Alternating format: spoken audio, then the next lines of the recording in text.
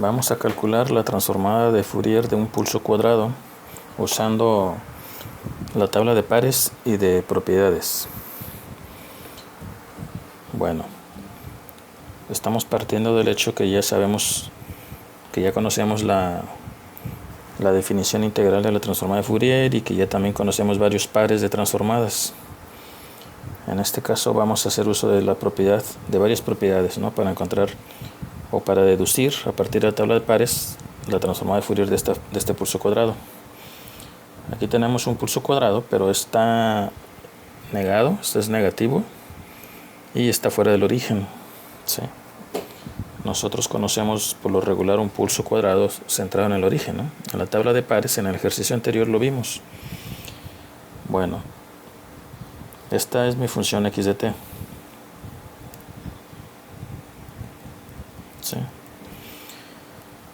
¿Sí?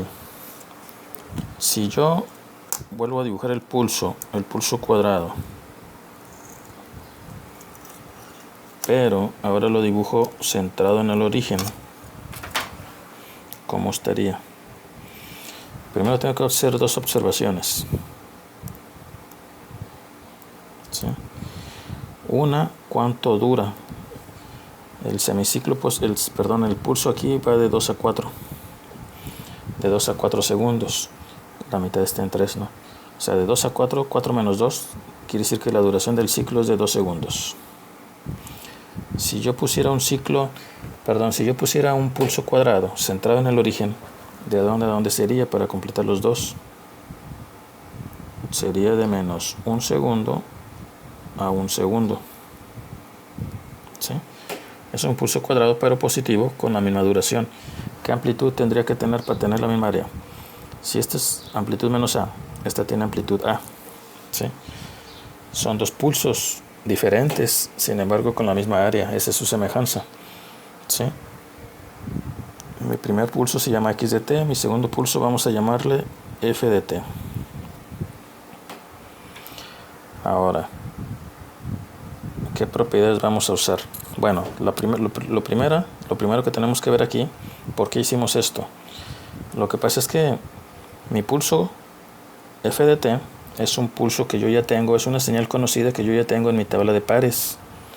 ¿Sí? En mi tabla de pares de transformada de Fourier, al último hay una función, hay un par que se refiere a este pulso. Cuando x de t es 1 en pi, estamos hablando de un pulso cuadrado, ¿eh? El pulso cuando x de t es a de menos 1 a 1. ¿Sí? Esta es la formulita que viene en mi tabla de pares. Su transformada de Fourier de una función de este tipo es una función sec, x de omega 2a en omega seno de omega b. Bueno, pero este pulso se refiere a mi función f de t, ya trasladándola a nuestro ejemplo. Entonces, para nosotros este x de t no es x, es f. ¿Sí? Entonces, f de t y f de omega. Mayúsculas para transformar de Fourier, minúsculas para el tiempo. Entonces, si yo ya tengo este dato, o sea, yo ya conozco la transformada de Fourier de mi f de t. Bueno, aquí se supone que aquí era de menos b a b. ¿Sí? O sea, b vale 1. Entonces ya poniéndola en nuestros valores, f de t es igual a de menos 1 a 1, cuya transformada de Fourier que ya conocemos por la tabla de pares sería 2a en omega por el seno de omega. Pero yo no necesito esa transformada de Fourier, necesito la de x de t, que es la que me están preguntando. Bueno, tenemos que hacer las dos observaciones que hicimos ahorita de sus diferencias.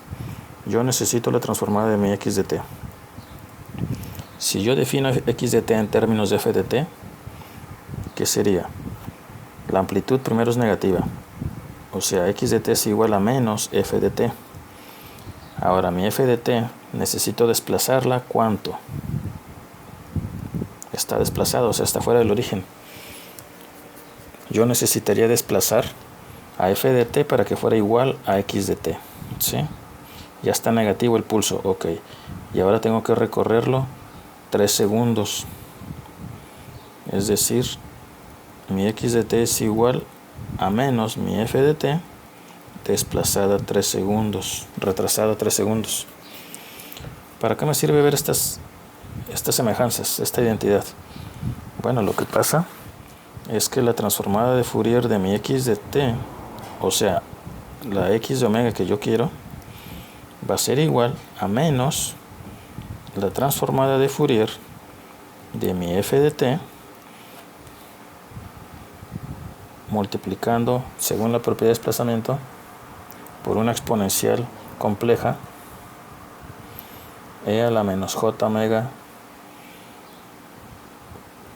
t, o e a la menos 3 omega 0, omega la variable independiente en la frecuencia, ¿sí? Ahora,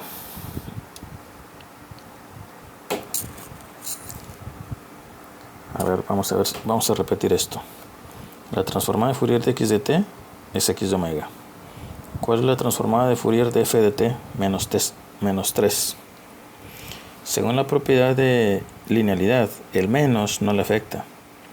Es que la amplitud sea positiva o negativa, es como que estás multiplicando por un menos 1, un más 1 o un menos 1.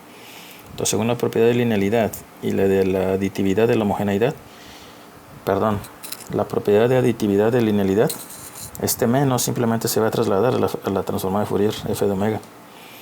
Y el desplazamiento en la variable independiente, menos 3 segundos, va a afectar en la frecuencia que mi f de t original, aquí voy a poner su transformada de Fourier directamente, tal cual, se va a estar multiplicando. Este desplazamiento de aquí le va a ocasionar que se multiplique en la frecuencia por una exponencial compleja de este tipo, e a la menos j 3 omega, según la tablita de la propiedad de desplazamiento.